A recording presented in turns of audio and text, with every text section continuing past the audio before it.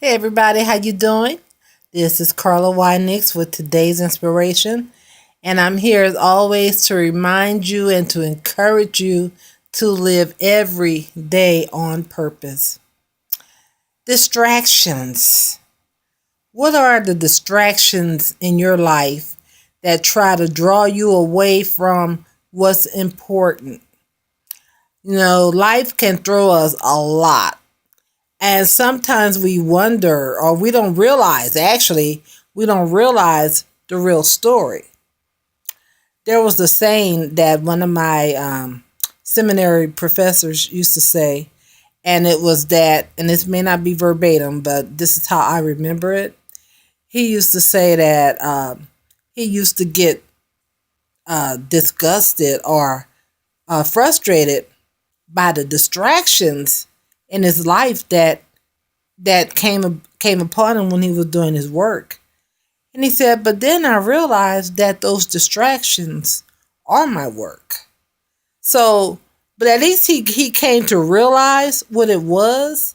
Sometimes things happen to throw you off your game, to keep your mind off of what you're doing. And a lot of times those things are from your enemy because Satan doesn't want you to progress. He doesn't want you to do well. He wants to keep you from something, especially when you're on the mark. When you're doing the work that God called you to do, when you're doing certain things. But we can also look at these distractions as things that define us or build us. Is what I'm trying to say. They build our character. They those challenges make us stronger. You know, even with lifting weights, if you were working out and lifting weights, if you picked up something that was very light, it doesn't build your character. I mean, it doesn't build your muscles. It does nothing because you don't have to strain and you don't have to push against it or whatever that is, or whatever it is that you do. My husband is into all of that.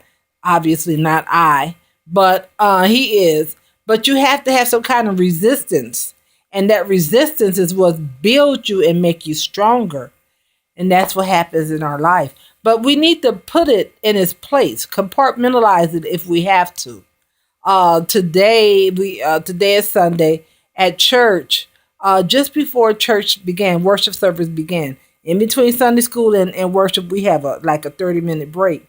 Well, that 30-minute break, a whole bunch of stuff happened, and a whole bunch of things needed my attention, and different people and what have you. Normally, what I like to do, at least get 5 or 10 minutes where I can take a deep breath, where I can meditate, where I can pray, and where I can think and focus on God as I'm entering into worship. Because I'm a Sunday school superintendent, and a lot of times I have to teach like I taught today, and or I always have to speak or do something. So I like to come down from that and be able to transition into the worship. Well, that didn't happen today. A whole bunch of stuff. So the moment I sat down was the moment worship started. So I didn't have time to even blink my eyes, it seems. And the stuff that happened and the way it happened during worship, I was thinking about it. I was trying to solve problems and trying to figure out things and just all this stuff. But it kept my mind off of service and not on worshiping God. And I had to stop. I had to say, no, no, no, you can't do that.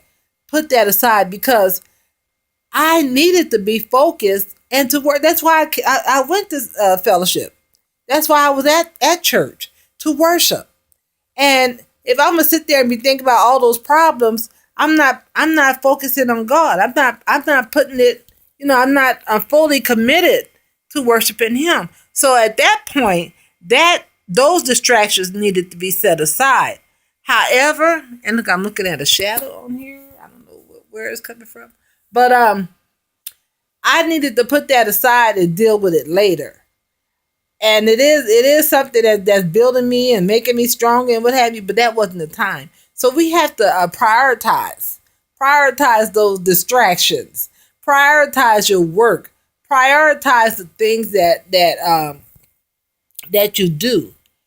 So you can, God should be first. God should always be first. He should be the number one focus. He should be who we, concentrate on. So don't let the distractions throw you away. I'm always reminded of Nehemiah when he was on the wall, when he was building the wall, and Satan sent three distractions, three different people in the form of people to call him and tell him to come down. We need to see you. We need your attention. Now, you know, uh, and I started to talk about influence right now, but I didn't. I went on to talk about the distractions, but here's the part of influence that fits in this. They needed Nehemiah for whatever reason, and he obviously had influence and impact, but we have to put it in its place. With me today, it was because of my so-called, and I'm saying so-called because it's not something I'm tripping over, but because of my influence, things were needed. They needed my attention. They needed me to do or to figure out or whatever, but it was a time and a place, and that wasn't the time and the place during worship service. We have to learn how to do things decently and in order and put them in their place. That wasn't the time and that wasn't the place. But we need to know that instead of getting all frustrated and upset, and getting thrown off of our mark because we are so filled with so many other things on our brain. So put your distractions in place and look at some of those distractions and realize that those distractions are to build you and to strengthen you, but focus on them at the right time. Okay, God bless you. This is Carla Wynix with today's inspiration.